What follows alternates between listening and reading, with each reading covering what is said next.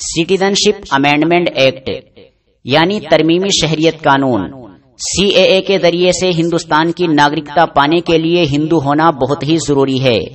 اب یہ چاہتے ہیں کہ NRC سے باہر نکال کے مسلمانوں کو ڈیٹینشن کیمپوں میں ڈال کے ان پر اتنا ظلم کیا جائے کہ وہ ہندو دھرم قبول کرنے پر مجبور ہو جائیں۔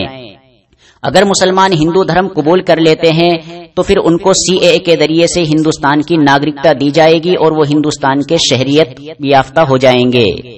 دوستو، ان دوسرے بل کے بارے میں اللہ نے فرمایا اولتعودن فی ملتنا، 1400 سال پہلے کافر یہ چاہتے تھے یا تو ہماری سرزمین سے نکلے یعنی NRC، ورنہ ہمارے دین میں لوٹ کر آ جائیں یعنی ہمارے دھرم کو قبول کر لیں، ہم انہیں اپنے وطن، اپنے ملک اور اپنے شہر کے اندر جگہ دے دیں گے۔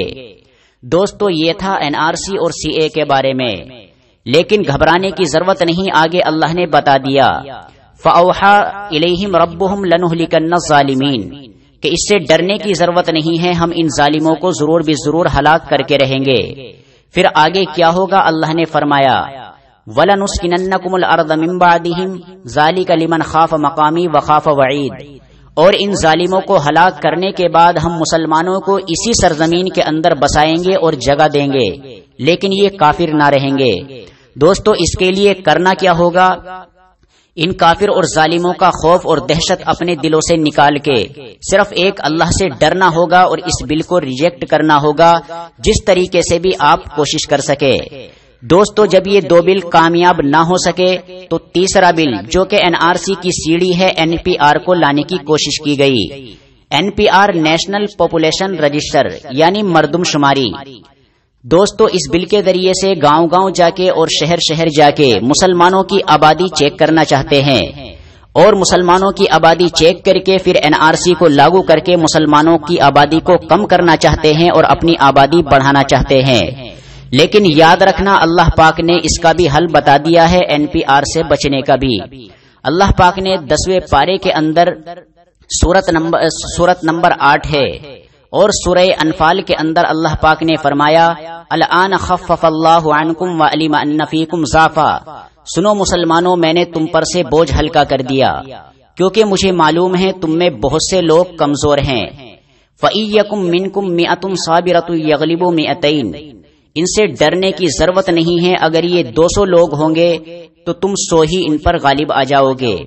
وَإِيَّكُم مِّنكُم أَلْفٌ يَغْلِبُوا أَلْفَيْنِ بِإِذْنِ اللَّهِ، اور اگر تمہارے 1000 لوگ ہوں گے تو ان 2000 کافر اور ظالموں کو ہلاک کر کے ڈال دیں گے۔ تو دوستو، اللہ پاک نے ان تینوں بلوں کے اندر جو فرمایا ہے میں نے آپ تک پہنچا دیا ہے۔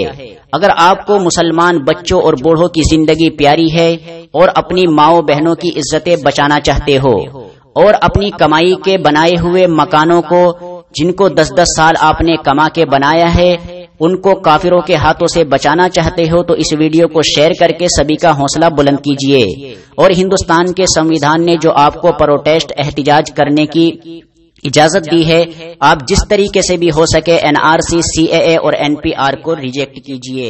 خدا حافظ۔ السلام علیکم ورحمۃ اللہ وبرکاتہ۔ میں انجینئر محمد حامد، جماعت تنظیم راشٹریہ ادھیکش۔ میں اس وقت اہل سنت والجماعت سے مخاطب ہوں۔ مبارک مبارک مبارک، اہل سنت والجماعت کو مبارک۔ آپ لوگوں نے CCA، NRC اور NPR کے ورودھ میں جو جلوس نکالے ہیں، جو ورودھ پردرشن کیا ہے، اس کے لیے پورے اہل سنت والجماعت کو مبارک، کیونکہ CCA، NRC اور NPR کے لیے پوری وہابی جماعتیں، دیوبندی، سلفی، جماعت اسلامی وغیرہ یہ RSS BJP کے ساتھ بیٹھ چکی ہے۔ ان کے بڑے بڑے مولوی ان کے غلام بن چکے اور ان کے ساتھ بیٹھ چکے ہیں۔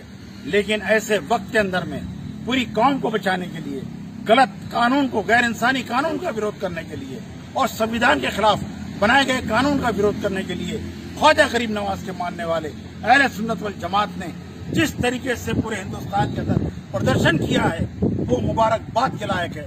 7 سے 8% یہ وہابی دیوبندی منافق یہ اگر الگ بھی ہٹ جائے ہمیں کوئی فرق نہیں پڑتا، ان کو اپنے ساتھ لینے کی ضرورت نہیں، یہ لڑائی ہماری ہے اور انشاءاللہ تعالی ہم اس لڑائی کو لڑیں گے اور جیتیں گے بھی۔